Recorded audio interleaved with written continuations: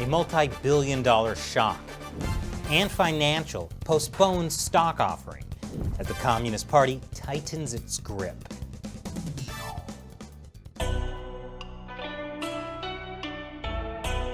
Welcome to China Uncensored. I'm Chris Chappell. It was supposed to be the biggest stock debut in history. Ant Financial, which billionaire entrepreneur Jack Ma spun off of Alibaba, was planning to have an initial public offering this week on the Shanghai and Hong Kong stock exchanges. But the Chinese Communist Party has put a stop to the IPO, which is too bad for Ant Financial because the company's expected market valuation after the dual listing was more than $310 billion. That's more than U.S. investment banks Goldman Sachs and Morgan Stanley combined. The IPO would have made Chinese billionaire Jack Ma even more of a billionaire. But when it comes to, quote, private businesses in China, things don't always go as planned. All of that appears this morning to be going up in smoke. The Shanghai exchange, and we also know Hong Kong as well, have both essentially suspended the listing this morning. It's very much not completely clear. Huh. Strange. What's wrong with Ant Financial?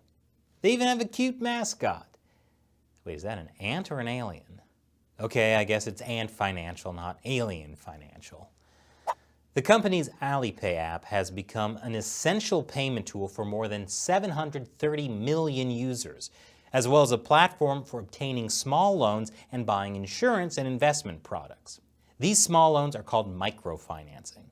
And it's one way that Ant Financial has transformed the way Chinese people interact with money.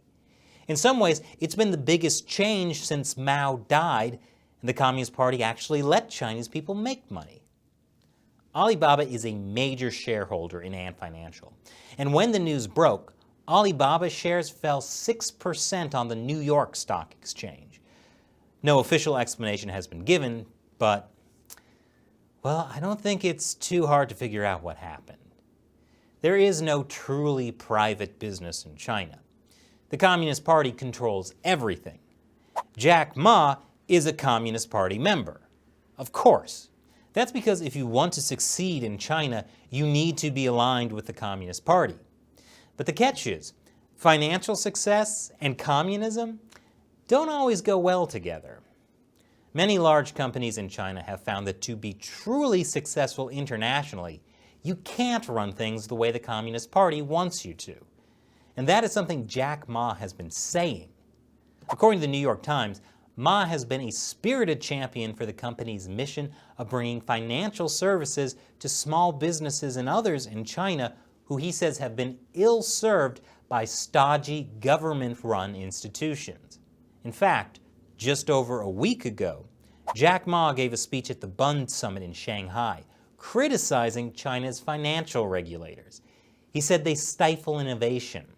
Ma said, "We cannot manage an airport the way we manage a train station. We cannot use yesterday's methods to regulate the future."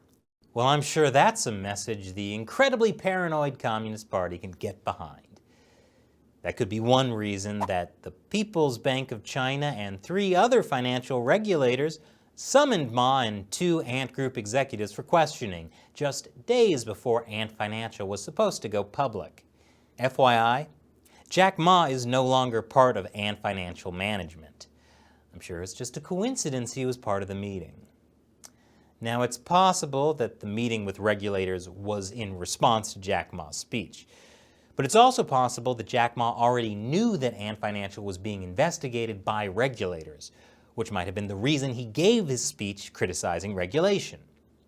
Speaking of regulation, on the same day as the meeting, China's main banking regulator, the China Banking and Insurance Regulatory Commission, issued these new rules for online microfinance businesses like Ant Financial. Basically, Ant would now need to put up way more money to back up loans. And there is concern that it will go to the heart of the business model, which is that they'll need a much higher reserve requirement, which, of course, would impact their ability to make money. The rules also tighten controls on lending across provincial lines. So you can see why Jack Ma isn't a big fan of Chinese regulators right now. But when it comes down to it, it's not just Jack Ma's comments that bother the Communist Party. It's the very nature of Ant Financial.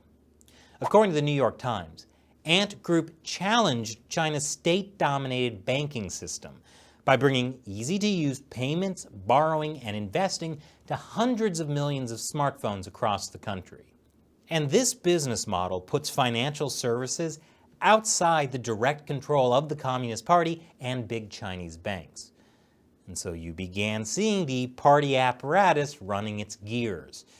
The Economic Daily, a newspaper under the control of the Central Committee of the Chinese Communist Party, was very happy about the decision to suspend Ant's listing on the stock exchange. They said it was in the best interests of investors. Every market participant must respect and revere the rules. No exceptions. Not so subtle, eh? The head of consumer protection at China's banking regulator, Guo Wuping, also had some things to say. In this article, he argues that online finance products are not fundamentally different from traditional ones, and so they should be regulated in the same way. Remember, Ant Financial's Alipay is being used by 730 million Chinese people.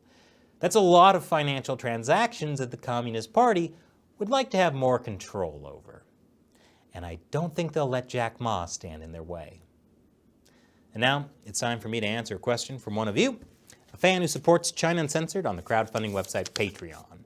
Lance Reich asks, what do you think the chances are for an internal civil war in China, and in what time frame? I think the chances of a civil war in China are small. For civil war, you need troops on both sides.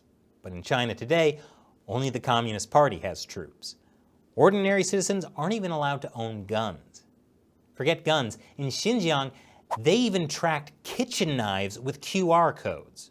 If there is regime change in China, it won't come from a long, bloody battle like in the 1940s. I imagine it will be more like massive protests across the country over an issue that unites Chinese citizens across the spectrum. Ordinary farmers, wealthy people, the police, and the military. And if the military turns against the Communist Party, the party's over. That being said, it's never easy to predict, especially when it comes to time frames. It could be next month. It could be in 30 years. Very few people expected the collapse of the Soviet Union until it was already underway. Thanks for your question, Lance. And thank you for watching. Be like Lance and support China Uncensored with $1 or more per episode. Go to patreon.com/China Uncensored to learn more. Once again, I'm Chris Chappell. See you next time.